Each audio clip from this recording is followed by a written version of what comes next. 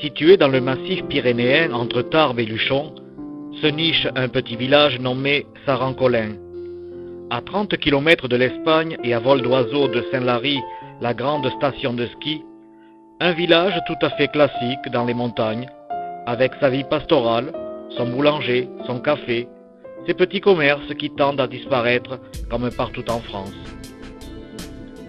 L'économie rurale disparaît, les jeunes vont à la ville, mais heureusement il reste encore des familles où la tradition de l'élevage persiste. Et puis, à part le curé, le notaire et l'instituteur, qui pourrait bien être indispensable? Actuellement, je suis avec Roger, facteur à Sarancolin, le petit village pyrénéen. Roger, tu n'as pas fait ta carrière entièrement ici, d'où est-ce que tu viens? Ah, moi j'ai passé 15 ans en région parisienne. Région parisienne. Ah oui. Et comment tu es arrivé ici?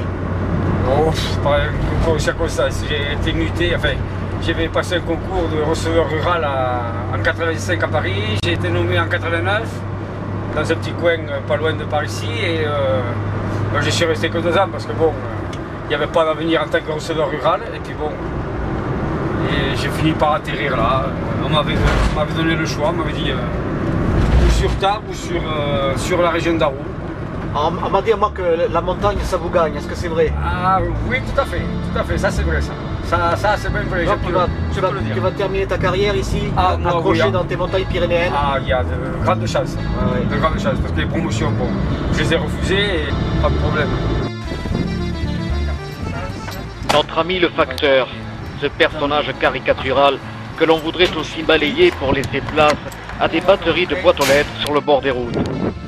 Roger le facteur qui nous ouvre son univers entre les mamies au coin du feu, les chiens qui le reconnaissent de loin et ce symbole jaune que les paysans devinent au loin au détour d'un virage sur les collines et saluent d'un geste en soulevant leur béret.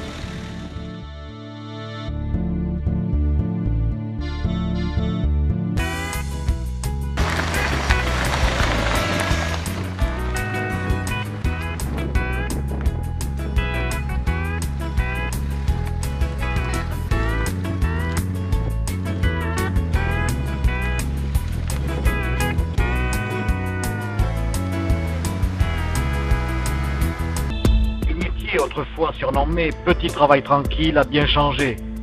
Sous prétexte d'utiliser des voitures confortables, les kilomètres ont tendance chaque année à augmenter et le nombre de facteurs a diminué. Certains illuminés dans les hautes sphères pensent pouvoir régler le problème, travailler plus pour gagner plus. Ça vous dit quelque chose?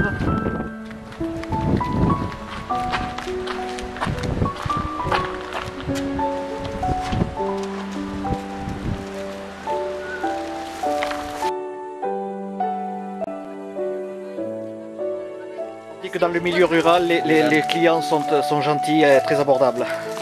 Oh, je vais pas se plaindre de nous, je pense pas. Bon, parfait, merci. Bonne journée, madame. Au revoir. Au revoir, à demain.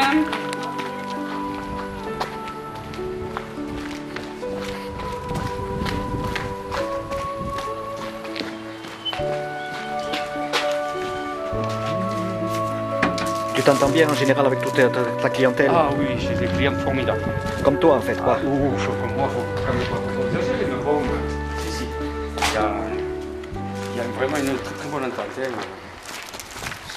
Là pour l'instant on est dans le milieu rural ici, mais ensuite on va aller sûrement vers les estives, les fermes isolées dans la montagne. Ce qu'on appelle nous les écarts, quoi. Ah, vous appelez ça des écarts? Des écarts, oui. Parfait, ben, on va suivre tout cela. Voilà.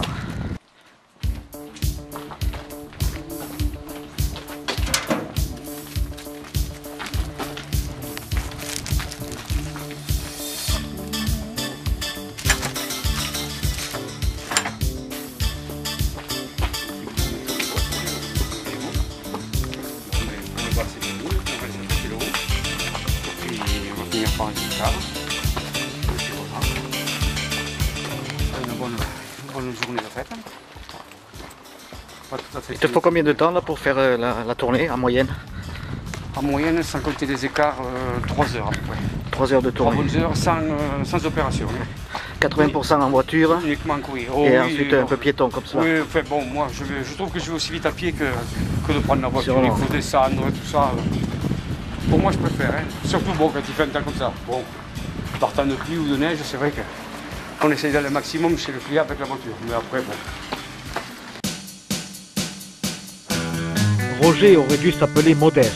Ce qu'il ne dit pas, c'est que tous les jours, du lundi au samedi inclus, ce sont en moyenne 80 km de tournée qu'il faut assurer, quel que soit le temps. Bonjour. Je peux vous demander pourquoi vous faites ça? Ah, c'est un documentaire sur le facteur rural. Voilà. Pas du tout, pas du tout. Et puis en même temps, c'est pour montrer la qualité que votre facteur assure auprès de la clientèle. Vous en êtes content de votre facteur? Vous n'avez pas à vous plaindre de lui? Si, c'est vrai? Il m'a pas porté de calendrier. Ah, le méchant. Ah, le méchant. Écoutez, l'année prochaine, il vous apportera 2. Je n'y serai plus. Allez, bonne journée, madame. Au revoir. Aïe aïe aïe Roger, un mauvais point pour ta carrière. 200 clients, 200 points de distribution. 30 ans en arrière, le facteur s'assurait un bon 13e, voire 14e mois avec la vente des calendriers. Mais aujourd'hui, tout est trop cher. Les clients donneront volontiers des œufs ou des carottes, mais de moins en moins d'euros.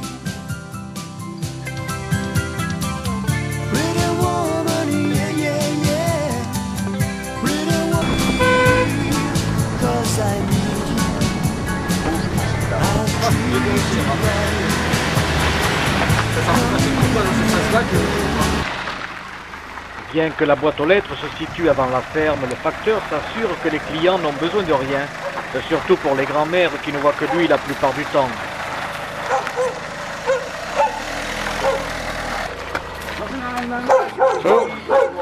Où tu es? Arrête.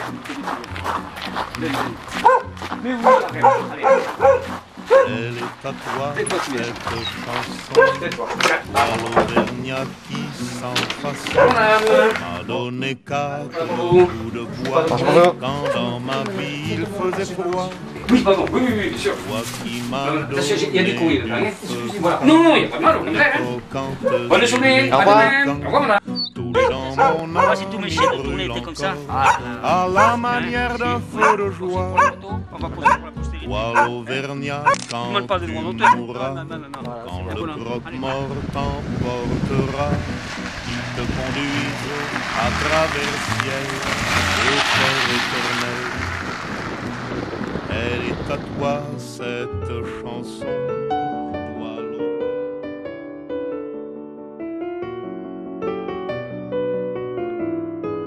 Alors à présent, laissons-nous guider. Le paysage vaut plus que des paroles.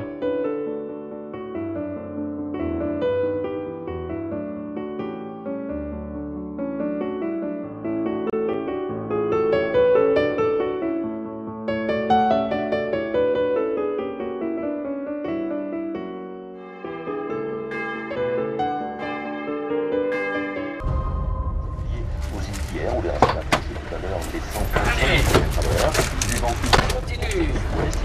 Et là, encore une, après on va attaquer les écarts proprement dit.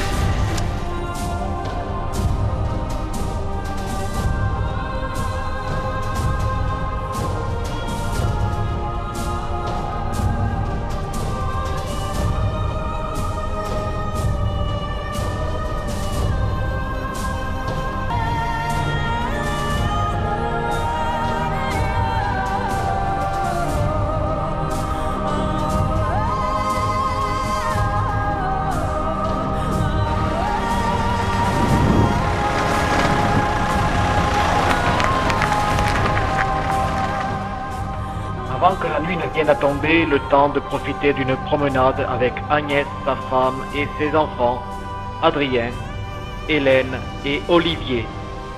Chacun son chemin, chacun son destin.